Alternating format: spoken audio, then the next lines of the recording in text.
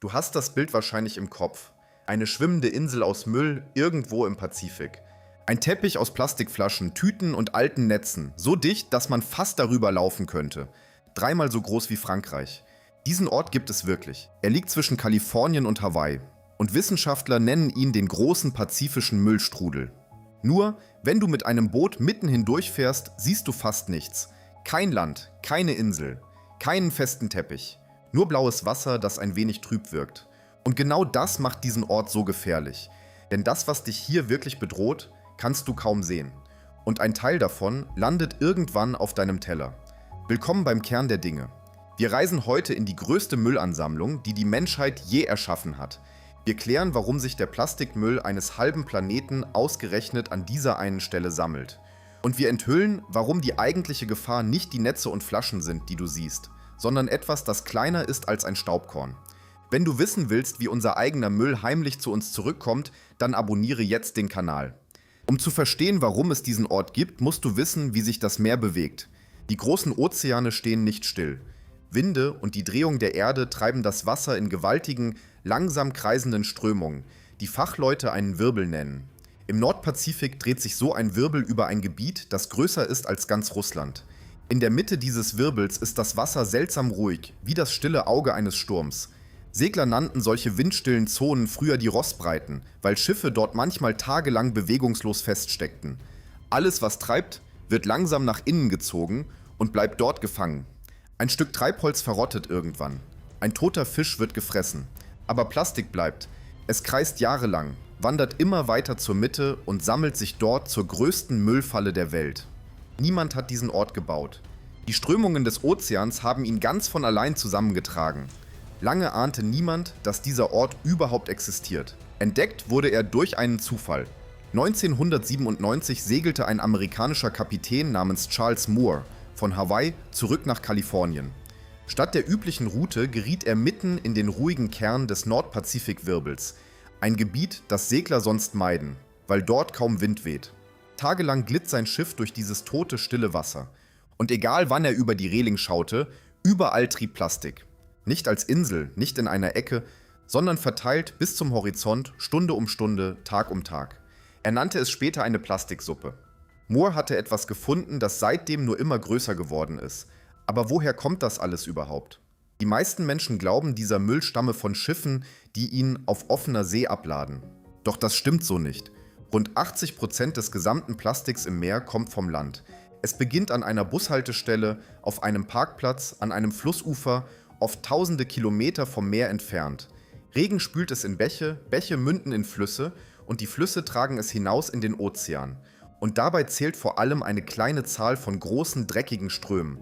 Von den rund 100.000 Flüssen der Welt sind etwa 1.000 für den Großteil des Plastiknachschubs verantwortlich. Ein einziger überfüllter Fluss in Südostasien kann mehr Plastik ins Meer schicken als ein ganzer Kontinent auf der anderen Seite der Welt. Es sind fast immer dieselben Zutaten. Sehr viele Menschen auf engem Raum, dazu eine Müllentsorgung, die mit diesen Massen nicht mehr hinterherkommt. Das Meer ist also nicht das Problem. Es ist nur die Endstation. Wenn wir an Meeresmüll denken, denken wir an Strohhalme und Wasserflaschen. Aber die Forscher, die den Müllstrudel vermessen haben, fanden etwas anderes. Fast die Hälfte der gesamten Masse dort draußen, 46%, besteht aus alten Fischernetzen. Netze von Fangschiffen verloren oder einfach über Bord geworfen. Manche davon sind so groß wie ein Fußballfeld. Überhaupt steckt der weitaus größte Teil des Gewichts in solchen groben Brocken, in Stücken, die größer sind als 5 Zentimeter. Man nennt sie Geisternetze. Und dieser Name ist wörtlich gemeint, denn ein verlorenes Netz hört nicht auf zu fangen. Es treibt weiter durch das Meer und fängt jahrzehntelang alles, was hineingerät. Fische, Schildkröten, Delfine, Robben. Sie verheddern sich, können nicht mehr auftauchen und ertrinken. Der Fischer ist längst weg. Das Netz aber mordet allein weiter. Schätzungen zufolge verenden jedes Jahr Hunderttausende Meeressäuger und unzählige Fische und Vögel in solchem herrenlosen Fanggerät. Und jetzt kommt der Teil, der die Sache wirklich verstörend macht. Insgesamt treiben in diesem Gebiet nach der bisher gründlichsten Zählung rund 1800 Milliarden einzelne Teile Plastik. Mit den Zahlen dahinter passiert etwas Seltsames. 94% all dieser Teile sind winzig, kleiner als dein Fingernagel. Sogenanntes Mikroplastik. Und trotzdem stecken über 90% des Gewichts in den großen Brocken, den Netzen und Kanistern. Das heißt, was am schwersten wiegt, kannst du sehen. Aber was am häufigsten vorkommt, ist fast unsichtbar. Und genau das ist die eigentliche Bedrohung. Denn Plastik verrottet nicht wie Holz oder Papier. Sonne und Salzwasser zerbrechen es nur in immer kleinere Stücke. Wieder und wieder. Das Sonnenlicht greift dabei die winzigen Molekülketten an, aus denen Kunststoff aufgebaut ist, und sprengt sie auseinander. Das Plastik wird also nie zu etwas anderem. Es wird nur kleiner. Manche Schätzungen gehen davon aus, dass eine einzige Plastikflasche dafür bis zu 450 Jahre braucht. Am Ende bleibt Staub, der im Wasser schwebt. Und diesen Staub kann man nicht mehr einsammeln. Jedes Netz, das fein genug dafür wäre, würde auch das Plankton mitfangen, die winzigen Lebewesen, auf denen die gesamte Nahrungskette des Meeres aufbaut. Und damit schließt sich die Falle. Kleine Meerestiere halten das Mikroplastik für Nahrung und fressen es. Größere Fische fressen die kleinen. Und am Ende dieser Kette sitzt oft ein Mensch mit Messer und Gabel. Das Plastik, das wir ins Meer geworfen haben, wandert Stück für Stück zurück in unseren eigenen Körper. Forscher finden es heute im menschlichen Blut, in der Lunge, sogar in der Plazenta ungeborener Kinder.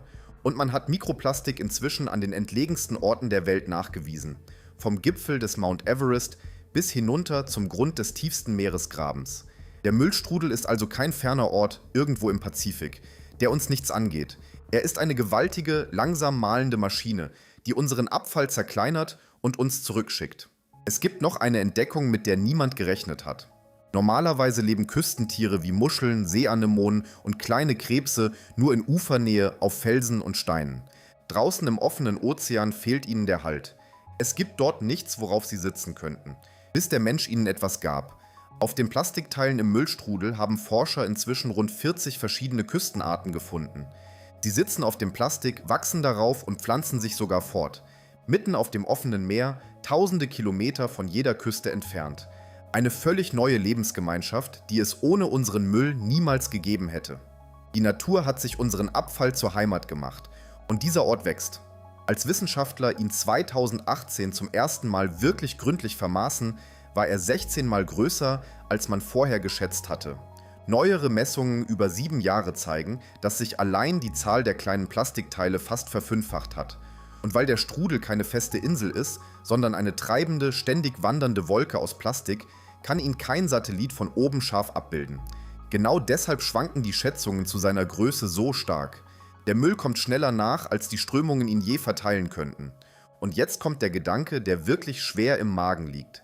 Dieser Strudel ist nicht der einzige. Es gibt 5 große Meereswirbel auf der Erde.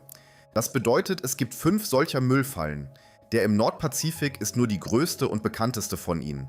Aber es gibt auch die andere Seite dieser Geschichte. 2013 gründete ein 18-jähriger Niederländer namens Bojan Slat eine Organisation mit einem fast größenwahnsinnigen Ziel. Als Junge war er beim Tauchen in Griechenland auf mehr Plastiktüten als Fische gestoßen und der Anblick ließ ihn nicht mehr los. Er wollte den Müllstrudel wieder leer räumen.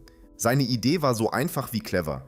Statt dem Plastik mit Schiffen hinterher zu jagen, baute er lange, schwimmende Barrieren, die sich von genau denselben Strömungen treiben lassen, die auch den Müll zusammentragen. Das Wasser schiebt den Abfall von ganz allein in einen Fangbereich, aus dem er dann abgeschöpft wird.